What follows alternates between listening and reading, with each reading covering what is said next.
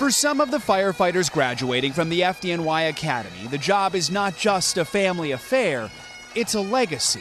I think my dad just set the bar kind of high, the things that he did on that day. Brendan Regan is following in the footsteps of his firefighter father, Robert, who was killed answering the call on 9/11.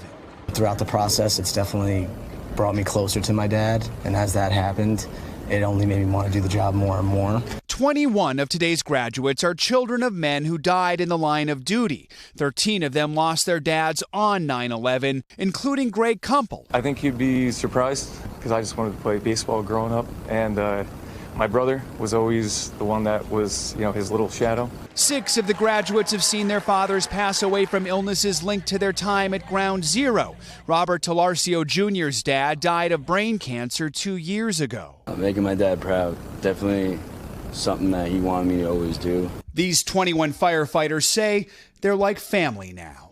They are honoring their fallen loved ones. They are continuing their family's legacy of service. And they are making all of us immensely proud.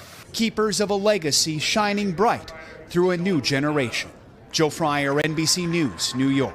Hey, NBC News fans, thanks for checking out our YouTube channel. Subscribe by clicking on that button down here and click on any of the videos over here to watch the latest interviews, show highlights, and digital exclusives. Thanks for watching.